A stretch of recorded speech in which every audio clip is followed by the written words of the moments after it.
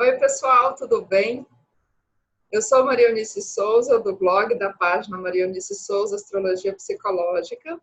Hoje é sábado, dia 4 de maio, já são mais de 11 da noite, mas eu ainda vim aqui hoje para conversar com vocês um pouco sobre a lua nova de Touro, que aconteceu hoje mais cedo, exatamente às 19 horas e 45 minutos, no horário de Brasília, e às 0 hora e 45 de Lisboa. Aliás, desculpem, às 23 e 45 no horário de Lisboa.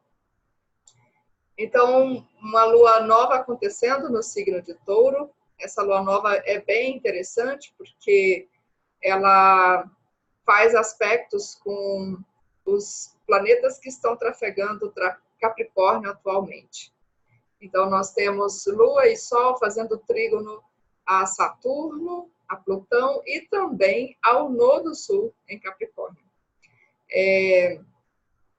O que a gente pode falar sobre isso? Bom, primeiro, Touro é um signo de terra, o primeiro signo de terra, terra fixa, e além de nos reportar a todas as questões relacionadas com a segurança, com a busca de estabilidade, com a busca de autossustentação, de adquirir substância, consistência, tudo isso que a gente sabe sobre o signo de Touro, além de ser também um signo sensorial, de prazer, de simplicidade, Touro, sendo o primeiro signo de terra, ele nos reporta diretamente a nossa relação com a Mãe Terra. Então, é um ciclo para nós pensarmos melhor sobre como está o nosso relacionamento com esse planeta, que, inclusive, relacionamento que vem sendo questionado pela presença, pelo trânsito de Urano por este signo, que já começou no ano passado, depois Urano recuou até Áries e agora, recentemente, no mês de março, Urano entrou definitivamente em Touro. Então, Urano vem questionar como é que está a nossa relação com este planeta Terra, como é que está a nossa relação com a Mãe Terra, e também, obviamente, como nós estamos gerindo os nossos recursos, como está o nosso senso de valor próprio, além de muitas outras coisas, obviamente. Isso aqui é só uma forma muito resumida de olhar esse trânsito. Então, a lua nova acontecendo no signo de Touro vem jogar luz durante este período para nossa relação com todas essas coisas. O nosso senso de valor próprio, com a administração dos nossos recursos, dos nossos talentos, das nossas habilidades, das nossas posses. Então, tudo isso agora fica enfatizado durante esses próximos 29 dias. Além disso, como eu falei também, Touro é um signo de coisas simples, mas de qualidade, que vão durar, que se tornam sólidas. E Touro também vem nos lembrar, então, do princípio do prazer, de nós nos permitirmos ter prazer. É o signo que rege todos os sentidos físicos, aqueles sentidos que nos permitem ter as sensações de estar vivos nesse plano, que é a nossa visão, o nosso olfato, o paladar, a audição, o tato. Tudo isso tem a ver também com o signo de Touro. E é através desses sentidos que nós também experimentamos o prazer na nossa vida.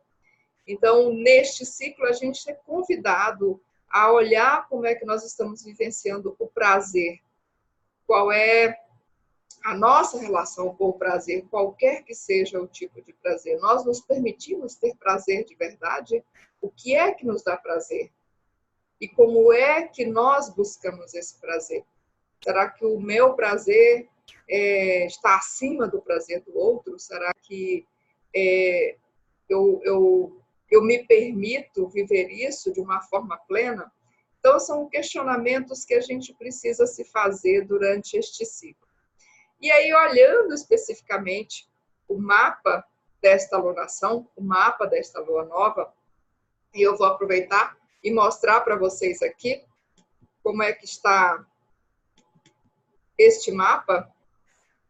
Então, aqui a gente tem a mandala astrológica e temos aqui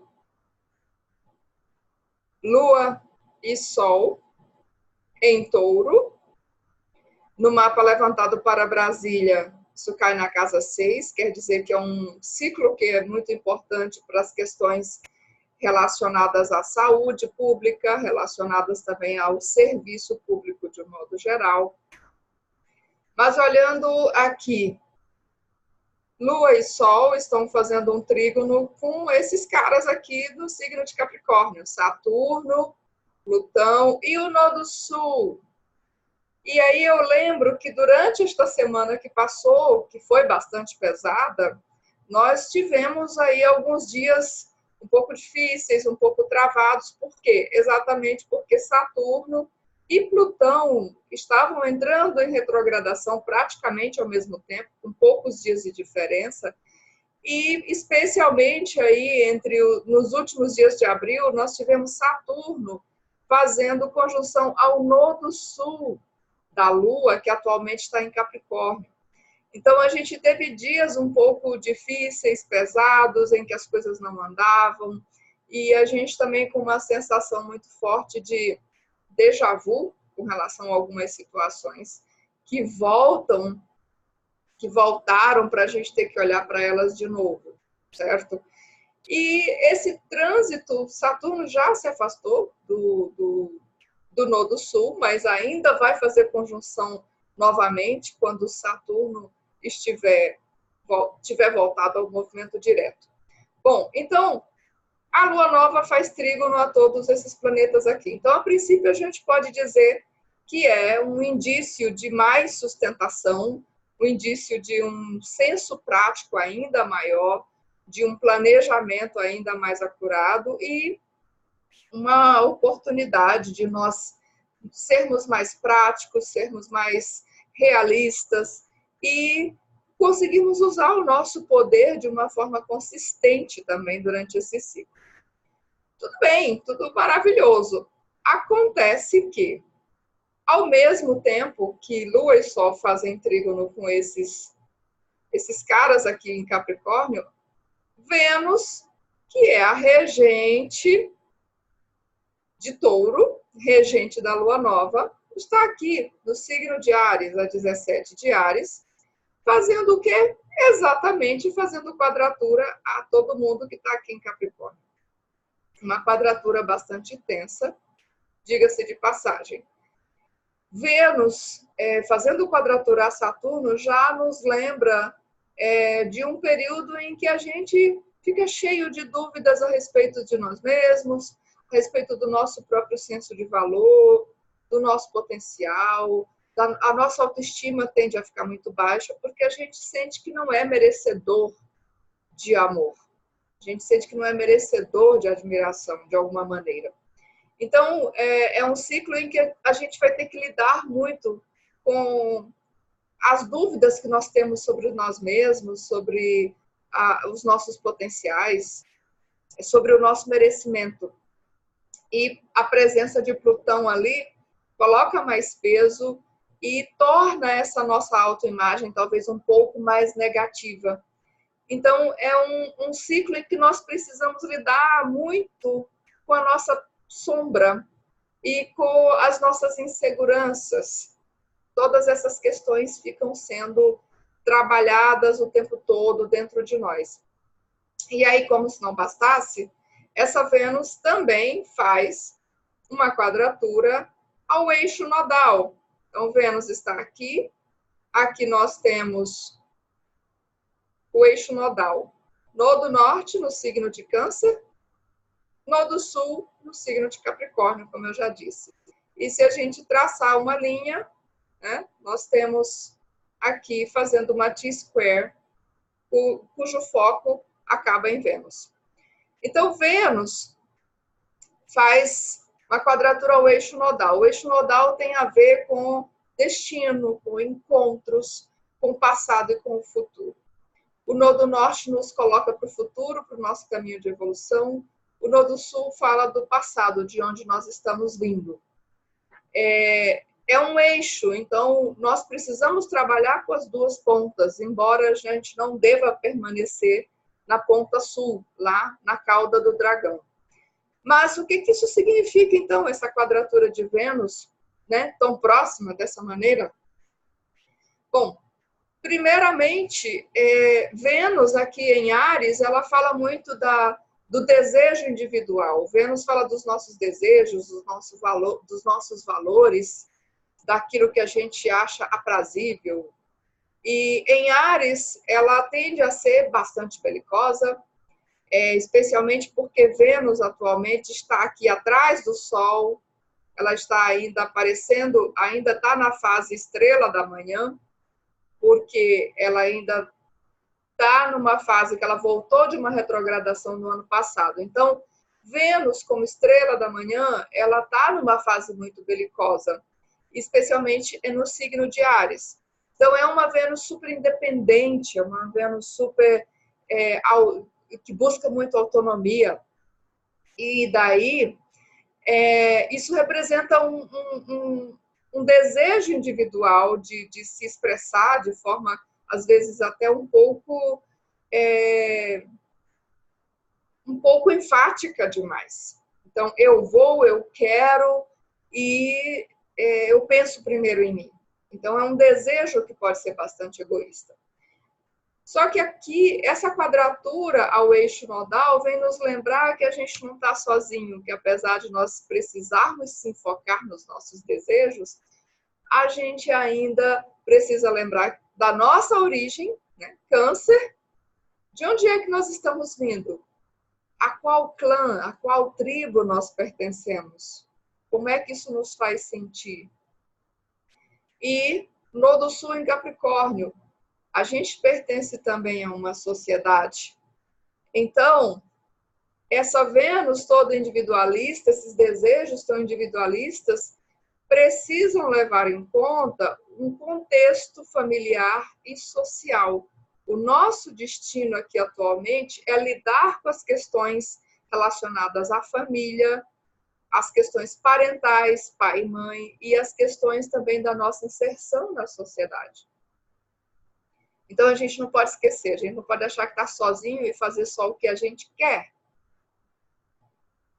Além disso, embora a gente ache que a gente está só e que a gente tem todo o direito de brigar por isso que a gente quer, a gente precisa se alinhar com essa origem, olhar de onde é que nós viemos e olhar também a sociedade onde nós estamos inseridos, como eu já disse. Então, e ainda olhando de outra maneira para Câncer e Capricórnio, então Câncer tem a ver também com os nossos sentimentos, com a necessidade de vinculação, com as interdependências que permeiam as nossas relações. Enquanto que Capricórnio tem a ver com a autonomia, a autossuficiência, a nossa capacidade de existir no mundo sem depender de ninguém. Então, nós precisamos sim nos curvar a tudo isso aqui, que é maior do que nós. Então, a gente não pode simplesmente meter a cara e ir fazendo do jeito que a gente quer, porque a gente vai precisar, sim, ter muita humildade para levar em conta esse contexto aqui. De preferência, honrando essa nossa origem, honrando os nossos sentimentos, honrando as nossas relações. Vênus fazendo quadratura também ao Nodo Sul e ao Nodo Norte, traz também um desafio de como é que nós temos vivido os nossos relacionamentos nos últimos anos. Quais são os padrões de relacionamento que nós estabelecemos? Então, aqui, essa quadratura ao Nodo Sul nos convida a olhar os padrões de frieza excessiva. Opa, só um minuto. Os padrões, talvez, de frieza excessiva, os padrões em que a gente bate o pé e diz eu não preciso de ninguém, eu dou conta sozinho, e etc. E precisamos estabelecer padrões mais saudáveis, no caso, atualmente, com o Nodo Sul em Câncer, nos dizendo de novo, para honrar os nossos sentimentos, para lembrar de quando nós precisamos, lembrar que nós precisamos uns dos outros, lembrar que mesmo que a gente tenha necessidade de se manter sobre as nossas próprias pernas, de nos sustentarmos sobre as nossas próprias pernas, desenvolvermos valor por nós próprios, isso não quer dizer que a gente possa prescindir dos vínculos, que a gente não possa se permitir viver as nossas relações e até se permitir, em alguns momentos, ser frágil, se permitir ser vulnerável, se permitir pedir ajuda, buscar ajuda, no lugar certo, obviamente. Bom, e aí voltando, então, eu brincava no meu texto anterior de ontem que esse trígono de Lua e Sol a Saturno, Plutão e o Nodo Sul poderiam significar algumas oportunidades meio duvidosas. Por quê? Exatamente porque a regente de Touro, que é Vênus, está quadrando todos esses planetas. Isso pode significar o quê? Algumas oportunidades que aparecem nesse ciclo e que, a princípio, elas parecem excelentes, ótimas, mas conforme o ciclo vai se desdobrando, talvez a gente descubra que elas vão exigir mais trabalho, mais esforço do que nós tínhamos pensado inicialmente. Isso não quer dizer que a gente tem que desanimar, que a gente tem que desistir. É apenas um lembrete de que, olha, prepare-se, porque você vai ter que trabalhar muito. Prepare-se, porque não está de graça.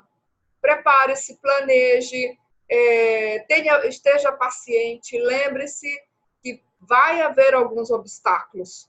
Esses obstáculos não significa que é para você desistir e desanimar. Não, é apenas para você se preparar melhor.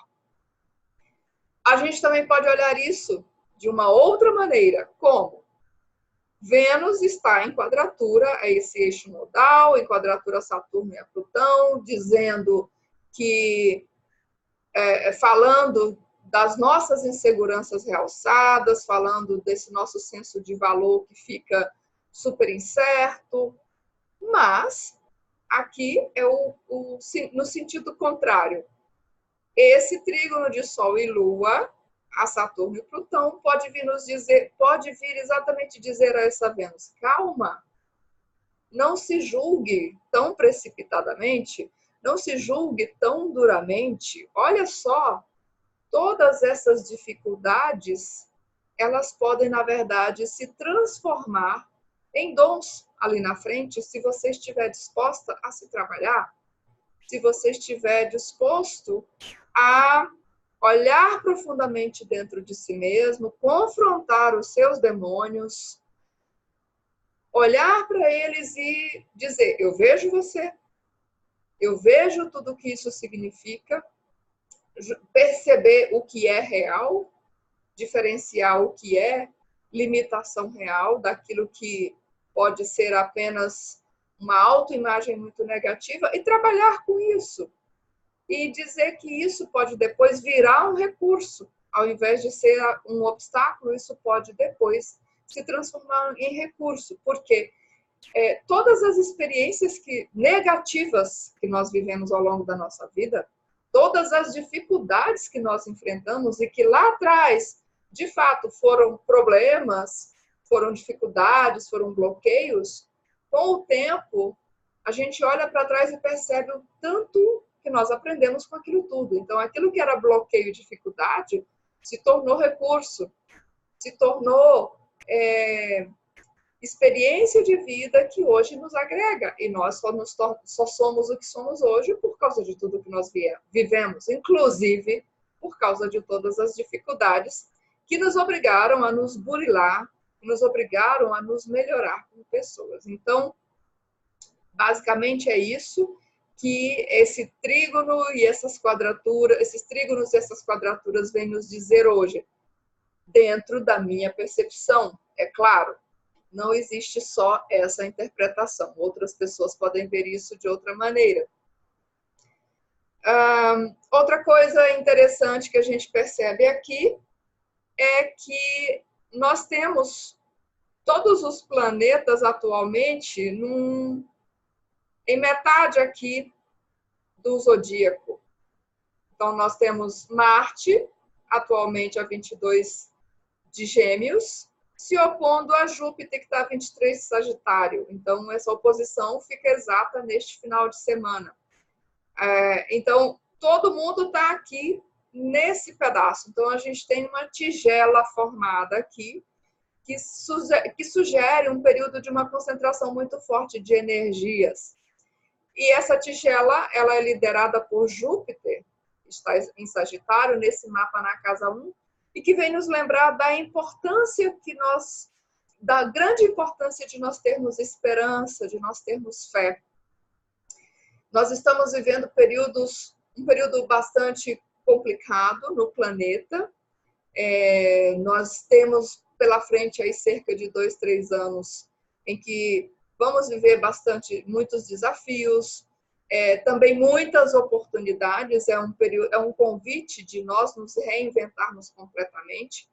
É o fim de uma era e o começo de outra era, então nós temos muitas oportunidades de sonhar um mundo novo, de pensar que mundo eu quero para mim, que mundo eu quero deixar para os meus filhos, para os meus netos, e tomar atitudes condizentes com esses sonhos. Então, a despeito de toda essa insegurança, de toda a incerteza que nós estamos vivendo atualmente, é de suma importância nós termos esperança, nós mantermos a esperança acesa dentro de nós e, com isso, nós combatermos o medo, a ansiedade, porque isso não vai ajudar, pelo contrário, vai piorar a situação. Se nós nos conectarmos com o medo. Então, Júpiter vem dizer que é muito importante a gente ter fé, é muito importante a gente ter essa esperança e nos conectarmos com coisas positivas, de aspirarmos por tempos melhores. Esse Júpiter está realmente num ponto focal e vem deixar essa mensagem muito forte para nós. Em termos mais práticos, a oposição de Marte a Júpiter vem pedir um pouco de cautela, que é um ciclo em que a gente talvez se torne um pouco impaciente, talvez a gente acabe se comprometendo com mais coisas do que a gente dá conta, a gente começa a fazer um monte de coisa ao mesmo tempo e talvez a gente não consiga concluir. Na verdade, Marte, além de se opor a Júpiter, faz também uma quadratura a Netuno, então a gente precisa também ter cuidado com algumas propostas que parecem maravilhosas, mas na verdade são enganosas. A gente precisa aprender a dosar a nossa energia, administrar com mais inteligência a nossa energia executiva, aprender também a discernir dos desejos, o que são sonhos que nós podemos realizar e o que são desejos que, na verdade, são fugas da realidade. O que mais que eu anotei aqui para nós falarmos? Então, sim, lembrei de mais uma coisa, desculpem. Esse Marte demanda ainda mais cautela porque atualmente Marte está fora de limites. O que significa isso? Marte, os limites são estabelecidos pelo Sol. Por que pelo Sol? Nós vivemos num sistema solar.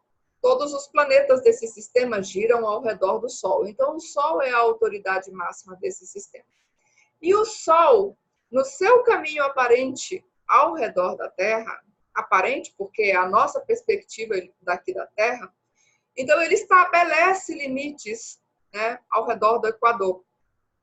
Ele se desloca ao longo do ano, em determinado momento, lá no período do equinócio, ele cruza o Equador, ele se desloca até o norte, até o grau 23,26, que é o solstício de verão no hemisfério norte, de inverno no hemisfério sul. Quando ele chega nesse ponto, ele volta, cruza o Equador novamente, vai até o grau 23,26, latitude, ao sul, solstício de verão no hemisfério sul e de inverno no hemisfério norte. E aí ele também volta. Então, ele faz essa dança ao longo do ano. E ele estabelece esses limites. Então, esses são os limites do Sol. O que ocorre é que, ocasionalmente, alguns planetas, ao chegarem nesse ponto, nesse limite estabelecido pelo Sol, eles cruzam, eles continuam indo. Então, eles fazem, é como se eles se evadissem dessa autoridade solar. Eles vão embora e vão fazer suas próprias coisas. E eu costumo brincar em consulta com o cliente, eu digo, esse planeta pulou o muro e se mandou, né? Então ele diz, ninguém manda em mim. Então, quando o planeta está fora de limites, ele tem essa qualidade selvagem, rebelde, é um pouco primitiva, e ele está fazendo suas próprias coisas. Então, é um período em que a energia marciana fica muito mais extremada, ela fica muito mais exagerada, e isso pode se manifestar de uma forma muito positiva. A gente tem uma energia muito maior à nossa disposição, a gente pode, nesses períodos, romper com muitas barreiras, claro, mas também pode se manifestar de forma negativa, particularmente quando Marte está nessa configuração aqui, né, se opondo a Júpiter, que já traz um exagero, já traz um excesso nessa liberação de energia, e quadrando Netuno. Então, a gente fica completamente desregulado. Uma hora a gente vai com muito ímpeto, daqui a pouco a gente fica cheio de dúvidas, a gente não sabe mais se continua ou não. E aí, estando fora de limites, a gente precisa ter um pouco mais de cautela. Então, durante este ciclo, a gente precisa ficar atento como é que nós nos jogamos nas coisas, como é que nós começamos as coisas, executamos as coisas. E se a gente sentir que está super compensando, fazendo as coisas com muito exagero, opa, vamos respirar um pouquinho, o que é isso mesmo? Pensa melhor, reflete melhor, será que é dessa forma? E o contrário também, naqueles momentos em que a gente estiver muito para baixo, cheio de dúvida, duvidando muito de nós mesmos, a gente também fala, opa, vamos levantar um pouquinho aí esse astral. E o período em que Marte fica fora de limites vai de 20 de abril até dia 12 de junho. Então, todo esse período ele está fora de limites. Para a gente concluir, eu vou falar rapidamente do símbolo sabiano, não vou me aprofundar muito a respeito disso. Opa! O símbolo sabiano do grau 15 de touro, né, tecnicamente, o grau 15 é o grau anterior, porque quando ele é o grau redondo. Então, é 14 e 10 de touro. Esse símbolo traz a imagem de um homem com um chapéu raquis de seda, que está abafado, e ele se prepara para enfrentar uma tempestade. O Denis Rudyard, que era um astrólogo francês, um dos grandes estudiosos do século XX de astrologia, ele escreveu o livro Uma Mandala Astrológica, em que ele analisa os símbolos sabianos. E ele fala sobre este símbolo, que a nota principal tem a ver com a coragem de enfrentar as adversidades. Então, ele fala que esse chapéu representa um homem que conseguiu galgar o status social, galgar o poder, ele conseguiu conquistar muitas coisas, e agora ele está enfrentando algumas adversidades. Mas esse homem, ele é corajoso, ele tem uma coragem moral, porque ele se prepara e ele enfrenta a tempestade mesmo assim. Então, esse símbolo vem nos falar principalmente de um momento em que, apesar de todas as dificuldades, de todas as adversidades, nós organizamos os nossos recursos, nós nos protegemos do jeito que é possível e enfrentamos essas dificuldades, quaisquer que sejam elas.